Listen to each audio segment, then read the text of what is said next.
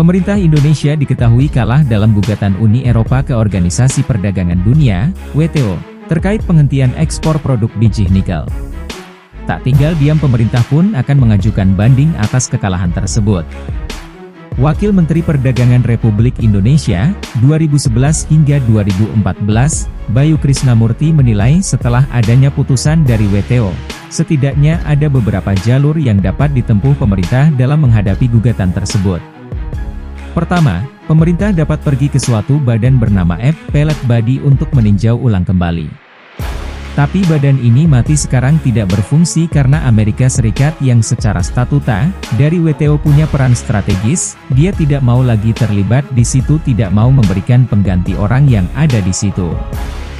Badan ini sebenarnya badan yang ideal tapi dia tidak bisa berfungsi, ujarnya dalam wawancara bersama CNBC Indonesia, Kamis, 1 Desember 2022. Kemudian melalui cara kedua, yakni dengan banding arbitrase dengan sistem Multi-Party Interim Appel Through Arbitration, MPA. Adapun sistem ini sendiri merupakan alternatif dari Appellate Body. Meski begitu, sistem ini sangat tergantung pada negara-negara mana yang mau terlibat, negara-negara mana yang mau menjadi penengah dan negara-negara mana yang tidak mau. Itu ada lobby politik, ada lobby macam-macam yang mungkin ini bisa membuat waktunya jadi bisa setahun, bisa 2 tahun, katanya.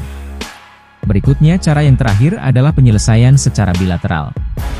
Pemerintah Indonesia bisa melakukan pendekatan dan membuat diplomasi dengan saling tukar-menukar nota legalitas.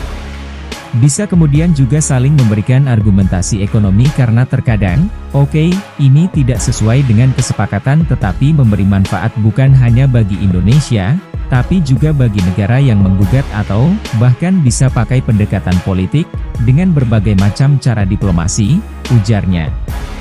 Seperti diketahui, Presiden RI Joko Widodo atau yang biasa disebut Jokowi, memerintahkan para menteri ekonominya untuk melakukan banding hukum atas kekalahan gugatan Uni Eropa di Badan Penyelesaian Sengketa atau Dispute Settlement Body, DSB, WTO.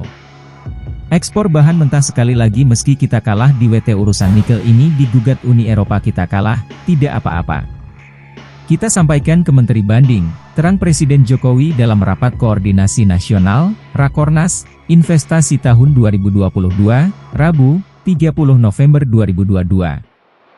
Jokowi menegaskan, bahwa kebijakan hilirisasi dan larangan ekspor nikel merupakan upaya pemerintah mencari nilai tambah di dalam negeri. Sebagai contoh, atas pelarangan ekspor nikel dan melakukan hilirisasi di dalam negeri, nilai ekspor nikel mengalami loncatan yang signifikan.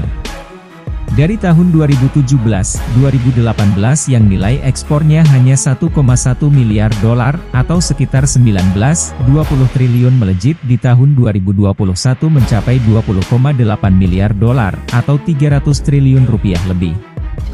18 kali lipat kita hitung nilai tambahnya, tandas Presiden Jokowi.